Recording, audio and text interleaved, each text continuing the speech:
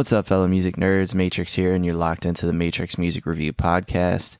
And this is a special episode this week. This is our very first interview with an artist. It's an artist that I've talked about a lot on the pod, and an artist that has been kind of flying up my radar here and into what I believe is the next level of stardom and one of the next big things in music. I got a chance to sit down with Nick Karcher and talk about everything from his most recent single, The Hard Bitter Truth, to stories behind his 30 singles that he's released this year, what his plans are in the future, and a little bit about influences, his start in the scene, and just anything in between. We kind of just had a great conversation back and forth, so I hope you guys enjoy this. At the end of the episode, I'm going to link Nick's song, The Hard Bitter Truth, so you guys can take a look at that. And as always, make sure that you are liking us on Spotify, Apple Music, wherever you get your podcast. Leave a review. Really helps push our content out to more people. And then we can continue to do more of these interviews. Leave me a comment and let me know who else you want me to interview from this scene and other artists that I've talked about in the show. So with that, I'm going to jump right into the interview, and I will see you guys very shortly with another podcast, which is all on reviews. First off, thank you for being here. This is an awesome way to start off our interviews for our podcast here with Nick Karcher. So the first thing I wanted to ask you was just how did you get started in this scene specifically, like this pop punk, this alternative scene? Well, one, thank you for having me. I appreciate it. Happy to be here. But how I got started in the scene, I kind of grew up in it. Like whether or not you want to consider somebody like Avril Lavigne like in the scene, I know there's like discourse around that.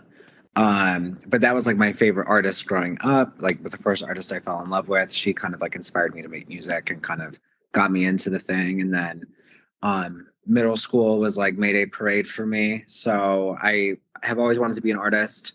And then those were just kind of like my biggest influences. When I started making music though, it was a lot more like pop leaning. It was like just way different than what it is now. But I didn't necessarily have like the budget or the team or the right connections to like make the sound of music, like the style of music that I wanted to make, you know? But Sure. I'm here now. Yeah.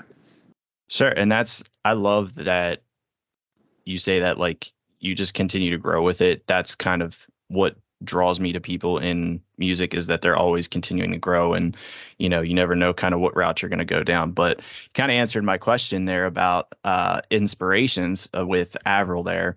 Yeah. But the other thing that leads me to that inspiration thing is the new single, Hard Bitter Truth, which we get a reference to Pele, we get a reference to PTV. Yeah. Give me a little bit of background there on that track. On the reference or the track all around? Just the track all around. Like, where did that story come from? Okay, so I wrote The Hard Bitter Truth like a year and a half ago. It's like old to me and like new to you. But yeah. I wrote it at the end of like my last relationship. The relationship wasn't like over yet, but I just knew from like how things were going. I was like, can I swear? Can I swear? Is that okay? Oh, absolutely. Yeah. Oh, yeah. I was like, this shit's not going to work. And I kind of like foresaw the end coming. I knew the end was near. You know what I'm saying? Yeah, absolutely. So I just kind of wrote that song, almost like looking into the future in a bit. Like, and I knew that the guy that I was dating probably wasn't like, it was going to hurt me more than it was going to hurt him. And like, that was like the hard, bitter truth. That's kind of how I came up with the line. And I knew that it was going to hurt a lot more for me, but I was like, like you're either going to like keep it going and for what, or you could just like deal with it. And that's kind of how the song came about. Awesome. I love that, because I feel like if you I know you listen to the podcast, that I'm big on like the sequence of events and sequencing of songs and how they go in order and things like that. And I feel like that's kind of like the perfect follow up to Second Chance, which was released a while back. Yeah. Feel like you kind of had like this, I don't want to give the second chance, and then you kind of give us more of the story of why you don't want to do that. You know what I mean? Yeah. So I'm actually like really happy that you like peeped that, because all like the past 3 singles, all of them have all been like about the same relationship. They were all written around like the very same time. So they all very much like tell one cohesive story. Yeah, absolutely. And that's why I love like kind of that sequence there. You can kind of follow along, and it kind of sets up perfectly for albums, EPs, whatever it may be. But Second Chance was a fun one to listen to because you had that feature from Joey Fleming. Yeah. So how did that end up happening? How'd you get hooked up with Joey on that one? I what's crazy, and I don't know if I've said this before. So Joey sings for In Her Own Words. Right. And last summer when I was like going through this breakup, their album Distance or Decay was like, I was in the airport, I was crying, and I was just going through like my Apple Music and like looking for new music, and I found their album, and that became like my album that like got me through the breakup, right? And then I had wrote Second Chance later that summer, and I was just going through my Instagram stories one day, and I was like, I watched his story, and I was like, let me message him and see if he wants to get on the song. And that's how it happened. That's crazy. That's yeah. I love hearing things like that because I feel like, we don't hear that, artists are so responsive to things like that anymore. But I feel like in this specific scene, that's definitely true. I mean, just this past week, I was actually at a show for Friend Circle. Do you know that band? Oh my gosh, I do. Yeah. Yeah. So I was just up in Maryland for a show with them. And I just happened to, see they were there, showed up and introduced myself. And we just like sat and talked for like 20-30 minutes. And it was just kind of like it was old friends. And I'm like, yeah, I feel, I started out this podcast doing like alternative and country music. And then I just kind of went all alternatives. And I feel like I've definitely more or less been accepted more by the I could alternative imagine community. that. I could imagine that. Yeah. Like there was definitely some support from that side, but I feel like, in the alternative scene, everybody kind of looks out for each other. I feel like everybody's always trying to help out, trying to, just grow the community as much as they can. And that's I feel like there's a benefit. I'm not saying that like there aren't like super successful alternative or like punk, pop punk, whatever alternative acts, but I feel like part of, the genre being more like low key and like underground, if you will, like that kind of lends itself to that. And I love that.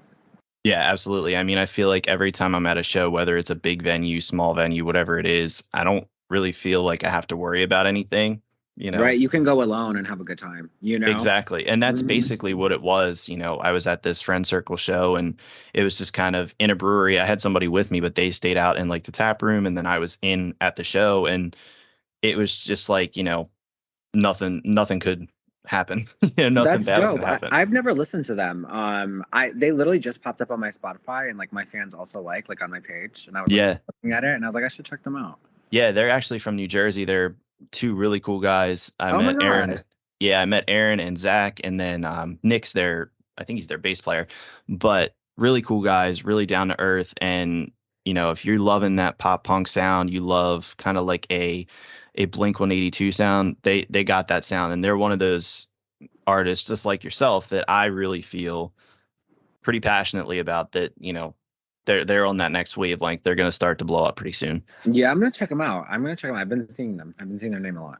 So let's talk about Mr. Obsessive for a minute, because Okay. I know I've heard a little bit of the story behind that, and I know you've told it a few times, but for my listeners that haven't heard it yet, give them the background on that story, because I love hearing that, the end line where it's 17 and I think Oh my God. that's Yeah, it's a gag. It's a gag. Yeah, it's a perfect way. So Mr. Obsessive, I feel like whenever anybody asks me about the song, it's about that line. But okay, so these past three singles, so The Hard Bare Truth, Second Chance, Mr. Obsessive, they're all about the same guy, right? I was dating this guy for however long it was. Mind you, this guy like lived with me. Like, I'm just gonna tell you the whole story, like for real. Sure. Go for it. This guy was like at my house every day. Like we like lived together. Like we were in this shit deep, right? Yep. Or so I thought. And then, he was like, I'm gonna go away to the military, and I have like my own feelings on that. So I was like, whatever, like if you really want to go, right? Whatever, that's that. He went. He wasn't like super close with his family or anything. So like I was the only one that like flew out to his like graduation, like the basic training graduation. I don't know what they call it. That. So I flew out to that. I didn't know I had to do it, but like I like had to like walk my gay ass out on the field and like put the patch on his shoulder, and like it was just not a situation that I necessarily wanted to be in, but I was in it because I cared for this guy. And then mind you, like it was like a $700 car rental. It was like a $900 hotel. It was like an expensive flight. Like it was in the middle of nowhere in Georgia, you know? Right. Yeah. And I sing about Georgia in like a couple of songs. So whatever, I get back in my $700 car rental. And I was like, you know, like, here, like, plug up your phone. Like, you haven't heard music in however many weeks. Like, take the aux cord, right? And we listen to the same kind of music. So I was like, take the aux cord, right? He plugs up his phone into, like, the CarPlay or whatever. This boy is, like, blowing him up. Just blowing him up. So, obviously, shit went south, like, right there. You know what I'm saying? Absolutely. So then to kind of go back to the line in Mr. Obsessive, a couple of months later, you know, I was, like, heartbroken. I was snooping. And I found out that, like, this guy that he was talking to was, like, 17. And it was nasty. It was nasty to find out. You know what I'm saying? Yeah. So, but, like, what's crazy was that I wasn't even, like, snooping really, like, hard to find that this guy was 17. I literally just went on his Facebook, and it said his birthday. And it was, like, 2004. So I was like, he's 17 and you know it. You know what I'm saying? Like, that's how I wrote that. That's so crazy to see that. And I mean, obviously I'm starting to like feel really old myself because I'm getting ready to turn 30 next year. And that's just, you know, that's not anything that I'm used to. I'm only 26 and I'm like, fuck, you know what I'm saying? Yeah. Like you're saying 2004 and I'm like, wait a minute, that was like what, 4th, 5th grade for me? Like, oh no, this is like when I think of 2004, I think of like Ashley Simpson's debut album, and like, you know, like you're dating somebody that like was an infant when that album was released. That's crazy to me. Yes. You know, like yes, that's so crazy. And speaking of Ashley Simpson, I think I just put a cover, I think it was of Pieces of Me on the pod playlist this week. Rose Colored World. God. Yeah, Rose Colored World did like a kind of a pop punk version of it. I threw it on there because I was like, this is so crazy. It's so wild. Not They Stole My Gig. I love them and I love that song. Yeah, it was so crazy. I was just going through, you know, my normal like trying to catch up on new stuff. And I went and I was like, wait a minute. I was like, the Monday I'm waiting. I'm like, hold on. Yeah, you know this. I've heard this before. So I was like, all right, wow, okay. That's crazy. Ashley Simpson deserves her flowers. She does. There's a couple of artists, like I was just talking with somebody a couple of days ago, and I don't know how we got on the topic of like, oh, I remember because they had said to me like, wait, Paris Hilton sang music? Like, and I said, oh yeah, there was like a whole like, there was a whole album. Right, there was a whole album. There was like a whole time where like Stars Are Blind was like constantly playing on radio stations. Right, you remember that, right? Yes, and so then somehow from like the back of my brain, I pulled, well, did you remember Jennifer Love Hewitt had a like radio single at one point in time? I remember this. And I was like, yeah, Bare Naked. I remember like really liking it as a child for some reason. That era of music is like forever ingrained. Like I remember the smallest fucking details from that era of music because that's like when I started falling in love with music. So like the pop girls at that time, like I was watching every single one. You know, like, it's so crazy to like think back and then I just like pull from the back of my brain some random song or random artist that we like I haven't even thought of in years, and then it's like, oh my god, this was so good. Lindsay Lohan's music career, top notch. Yes, exactly. That was another one that's like right along that same line. Talking about your music career, what can we expect from you in like 24? Are we talking EP? We talking album or singles? I'm gonna continue to do singles for like a minute. Sure. I'm still definitely like building my fan base and my listeners, and I think EPs and albums obviously are a great way to like kind of like show the world who you are. I think they work a little bit better if you have a decent amount of people checking for who you are already. But I don't want to like jump the shark and put out like this body of work that I feel like is gonna kind of get like brushed over, you know. I'd rather like do single, like kind of way.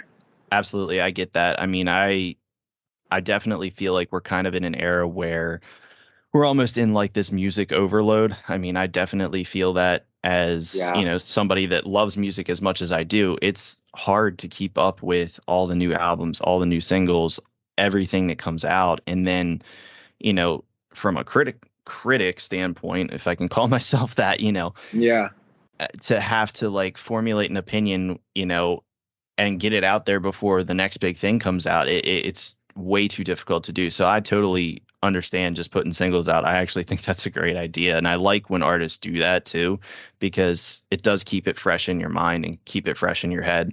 Yeah, and I feel like people like attention spans are like so short. It's like I talk to so many people like on a daily basis that just I don't want to make it sound like people say this to me every day, but I've heard often like I don't really listen to albums. You know what I'm saying? Like they click Yeah. like whatever song on Apple Music has like the star next to it or like whatever's on a playlist, you know? Absolutely. Yeah. And there's one band right now that I feel like has kind of found the formula for success with that, and it's Magnolia Park, because I feel like every time I turn around, they're releasing something new, but it's also like after they've released 2 singles for this like mini EP, or they've teased something on Instagram, and I'm like, how much have I listened to from them this year? And then I'm like, holy shit, it's like a whole album, a deluxe album, 2 EPs, singles. I'm Yeah, they put shit out with the quickness. They definitely like, do. Like I've never like I saw him on a show earlier this year, and it was just like basically the whole Baku's Revenge album, and then I went since to that tour. I went to that tour. It was good. it was awesome, and that's where I found one of my next, loves in Arrows in Action, because Arrows in Action is so good. they were a band that like I was familiar with, but I really hadn't like dove deep into their body of work. And then when I saw them live, it just like completely changed everything for me. They have been probably at the top of like my most listened to stuff this year. And then, They're really good. I think I've seen them live like twice, maybe once. I don't really remember. I think I saw them open for somebody, and then they did a headlining show when I was in Chicago that I went to. But they just put out an album recently that was really good. yeah, Built to Last is definitely going to be in like my top 5, 10 albums this year based off of everything that I've played with it this year. And it's just been great to discover some of these new artists. And I mean, it's crazy that, I just started this podcast this year. Like I just kind of did it on a whim and just started to, I've been listening to music a long time and being critical of music, for a long time. And I finally said, you know what, let me just see what happens with it. And I've gotten some crazy experiences this year out of it with shows and things like that I probably never would have gone to if I wouldn't be doing this. So yeah, that's so dope. Can I ask you how like you found my music? That's interesting to me. yeah, absolutely. So I literally just was scrolling playlists one day, and I don't remember what playlist I was on. And when Spotify ends a playlist, I just let it keep going, and it plays things very similar to it. Uh-huh. And Mr. Obsessive popped up, and I heard the like beginning intro, and I was like, wait a minute, I'm really liking this. And then I started to listen to it, and I was like, holy shit, this is pretty special. And I mean, your song, Mr. Obsessive, was one of the songs that I listened to when I was just trying to get the podcast off the ground. Mhm. And it was right before, like, because you dropped it early in, like, was it January? Did you drop that? January, yeah. Uh-huh. Yeah. So January and February, I was trying to, like, all right, how am I going to do this? How am I going to do whatever? And so it was one of the singles that, like, really pushed me to do it. And then obviously the first podcast, I remember pretty specifically that I reviewed Paramore's new album. I reviewed Yumi at Six's new album. And then there were a couple of singles in there. I think yours might have been in there. I can't remember. Or if it was one that I just had the playlist like start with. And then it was like the Funeral Portraits Alien was on there. Like I remember very specifically the first podcast because it was so special to do that. And that was just one of the songs that really kicked it off for me.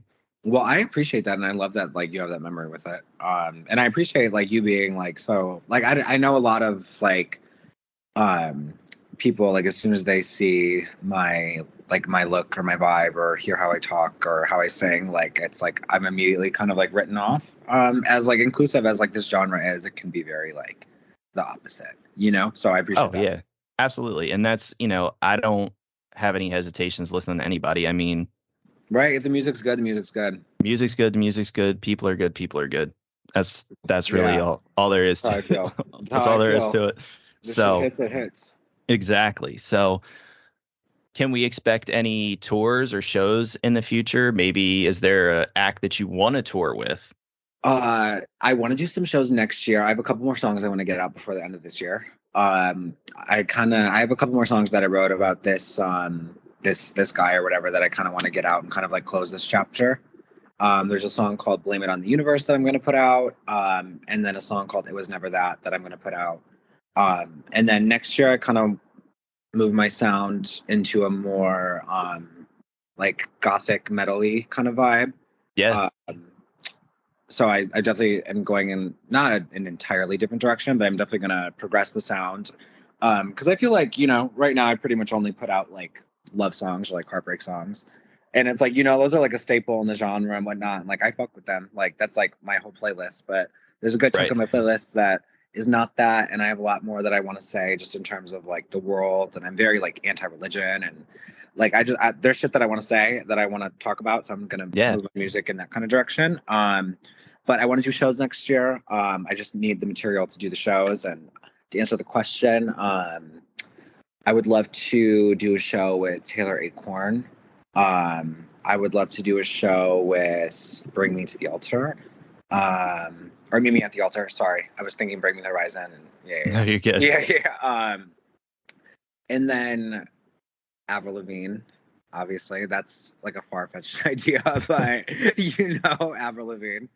Hey, nothing's impossible. I don't ever discount anything. I would love to see you with Meet Me at the Altar. I saw Meet Me at the Altar earlier this year on their, I think it was the Pink Couch tour, and they were incredible live. And I love their openers too. They had Kid Sister and Chloe Lilac with them. Oh yeah, and they were incredible. I mean, I really, again, going to these shows, I'm getting introduced to a ton of different people and a ton of different sounds that I may not have, really been exposed to before if I hadn't really like dove completely in here, which is why I went the alternative route. But yeah, Meet Me at the Altar was so good. And they're another one that like their star just keeps rising, and and it's going to continue. Their look is like, I do you know the band Pale Waves? Yes. Yeah. So that's another one. Like I would want to be on stage with, the same gothic kind of energy and like maybe like a lighter sound. Because, at the end of the day, like my look is very dark and very heavy, but like the music isn't necessarily always that. And I like the combination of those two. And I feel like Meet Me at the Altar, a band like Pale Waves, like they have this very heavy look and then the sound is kind of like light and fun, Yeah. And that was such a fun show to be at. I mean, they really have so much energy behind them. And I took a friend of mine to the show. She really isn't a huge music person, but she loves that local bar that they were at. So we both went, and she looked at me and she was like, they were so good. Like, I can't believe it. Like, me, I'm not a music person, but that was awesome. So that's the kind of, I love when I get those types of reactions too, because I'm like, I know they're good. I'm so happy that other people are starting to discover that too. So I know I love bringing people to the shows, and like they don't listen to, like I brought this girl to see Dance Gavin Dance like last week or the weekend before. Yeah. And like that's my shit. You know what I'm saying? Like I was living my life, but this girl, like, this is not that's not her gig.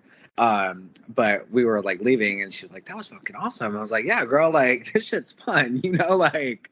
Yeah, absolutely. And that's kind of, I had one of those experiences this year too. I took my girlfriend to Yellow Card's Ocean Avenue 20th anniversary tour. Oh wow, that was probably It was so crazy because we had Mayday, we had Story of the Year, we had This Wild Life, and she's not a huge like punk fan, but she went with me and was like super impressed, especially by This Wild Life, because they went up there like basically acoustic kind of emo-ish, and it was awesome. I mean, it's kind of strange when you're out there and you see a guy up there and he's got like a Hawaiian flamingo shirt on and he's using like bongo conga drums in his song. Yeah. But it was awesome. I mean, and I love those experiences, and getting to do them with other people is even better. So definitely. So the last question that I have is something that I'm planning on doing for every single one of my interviews. And that is to ask, what are like 3 songs that are on your playlist that you've been playing nonstop right now? Okay. Can I pull up my playlist? Yeah, absolutely. Okay. Let me go to my recently added and I will tell you. Changes by Meet Me at the Altar. LOVE by Magnolia Park. And then Bang by Broadside. Love that. Yeah. Love those 3. I think at least 2 of the 3, if not 3 of the 3, are actually on my Matrix Music Review Control Alt Save playlist. I love that. That's a good playlist. I mean, I just keep updating it throughout the year. I didn't expect it to have, I think we're up to like 600 songs at this point, which is just absurd. But, Can I with do an all of honorable this, mention? Because this song deserves a shout out. yeah, Um, there's two. So it's called "Mama" by Low Spirit. I don't know if you know them. yeah, This song like had me in tears. yeah. It was really good. And then "Fallout" by Sleep Theory. Love that. Yeah. I've Sleep been Theory's EP yeah. is one that's coming up very soon on the podcast for review. But So yeah, that's in my rotation for sure. love that. Well, thank you for staying on with us. Thank you for being here with us. I really appreciated you taking time out to talk to us, and we definitely look forward to hearing more from you in the future. Well, thank you. I really appreciate it. Thank you for having me. It was an honor.